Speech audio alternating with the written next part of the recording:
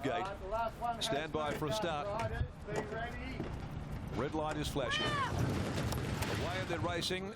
Abel Dane began a little bit awkwardly, actually, and the first to jump is Bow Count. Sprung the gates like a spring heel jack. Uncle Lino jumped quickly. Hoodlum Thunder come right back, both coming over from wider out and going up on the inside. First Growth after the start now and improving in front of Hyperspace. They're followed after a length to the favourite. Come right back, getting back towards worse than midfield. Abel Dane is pulling Derek out of the saddle back on the rail. The tempo going up a cog though. Then a length and a half roll the good times. Back there is Upwards Others, the tail ender, Black Comet. 1200 left to go. They settle down, working out towards the riverside of the course, and Bow Count led them today by a length. Second, just sitting off him, is Uncle Lino. Then a length and a half, Hoodlum Thunder in the clear.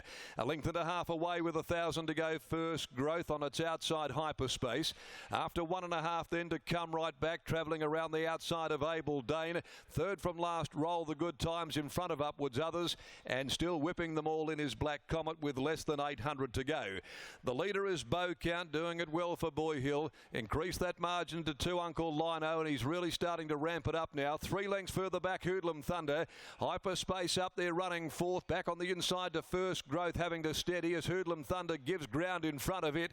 Over on the outside, Johnston Porter's really busy at work on Come Right Back to try and make up some headway. Coming into the home corner though, Bow Count is flying along. At the top of the straight, Bow Count making all haste for the judge. 3 clear from Uncle Lino. Hyperspace further back. Come Right Back, followed by First Growth. He draws the Shillelagh. 200 to go. Bow Count still by more than 2, Uncle Lino. Hyperspace is riding along Bow Count. Bow Count's got them done, and it's all the way back into the winners list here at Ascot for Bow Count. Beat Uncle Lino. Come Right Back did its best late to grab third from Hyperspace and Upwards Others, who finished on well deep out. Then Roll the Good Times. First Growth beat a few home. They included Black Comet, Abel Dane, and Hoodlum Thunder, who was beaten well before the home corner, is a furlong behind them. Bow Count.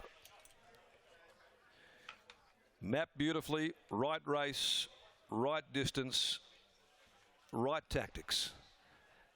Bow Count leading them a merry dance.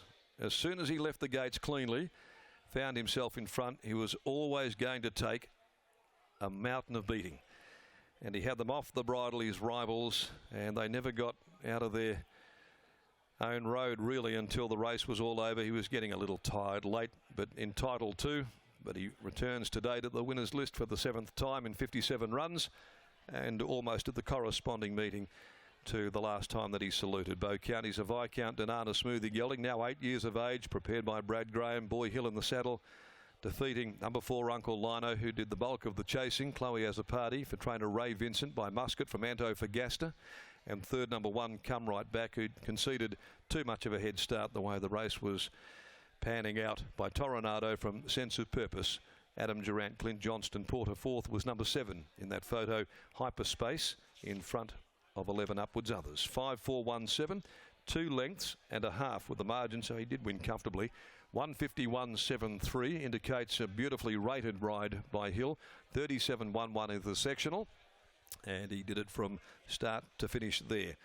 In accounting for his opposition, Bow Count in the Mill-Palmyra Connection Handicap. The next event today will be the SMS Mining Services Handicap. They're great supporters of Mill-Palmyra. And in this next at 4:45, Chloe as a party will ride number 11 Laguna Beach. Well, I think Brad gave us a pretty good insight into the winning chances of Bow Count earlier on today when he spoke with Brittany, and he's back there once again. This time he can celebrate a victory after the return to the winners list by Bow Count, who's been a real flag bearer for the stable.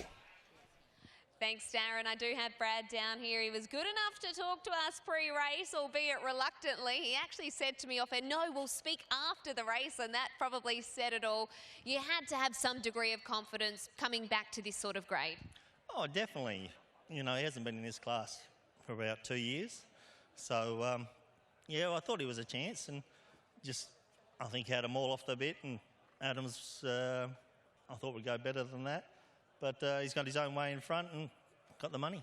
So say about 2 years. I think Scott said the stat before the race, 33 races prior have been in higher grade than this. So very well placed today. What were you thinking when the gates opened and Hilly was able to find the front with ease? You know, well, when he got to the front, I thought, well, he definitely run 1-2. So that was a good ride by Ryan. Pardon me. And that was really good. You swallowed a fly, have you? I did. Just before I come up. I got it out, but I can still feel the after effects. Oh, that's never ever pleasant, that is for sure. Ryan Hill will have had his arms full as well, because we know this is a horse that typically requires the clerk of the course to pull him up. He can be a bit headstrong, can't he? Yeah, he is. He's one of a kind. He's pretty strong, but he's a good horse for me. Congratulations to you. Thanks, Brett. Brad Graham, and now Ryan Hill is with Scott Embry. Britt, you need a quirky rider for a quirky horse, and that's who I've got. Ryan Hill out of the gates today. Were you always confident that you'd be able to cross Able Dane? Yeah, I was. I said to Brad before the race, you've got Chloe on your outside. She's smart enough. She's going to sit outside us. We'll cross that one on the inside straight away, and yeah, works good from there. At what stage were you starting to get confident? It was into his rhythm so quickly. Yeah, he put the tongue tie on, and we just changed a couple of things with track work as well. Brad called me a spastic the other day, because he thought he only done 3/4 on him. I said that was the second lap. He didn't even see the first one. So, no, look, I'm wrapped for Brad, because he's picked this race out, and it's only a midweek, but he's a limited horse, and he's got to be placed correctly. And correct me if I'm wrong, but you look like you pulled him up yourself today without the help of the clerk of the course. Is that correct? Yeah, I've been working out with U-slip, getting some muscles. Plenty of them. Well done, Ryan. Thanks, mate. Ryan Hill pulls Beaucount up himself. Usually this horse has the clerk of the course ready past the line to help pull him up, because he is that strong. He would do another lap. So Ryan has been eating the spinach, manages to pull him up himself, but then the clerk just led Beaucount back, because he can be a pretty headstrong boy. They deserved that victory. 382 days since he last won. Eligible for a no metro win in the last year. Great placement. 5, 4 and 1, the numbers from race number 6.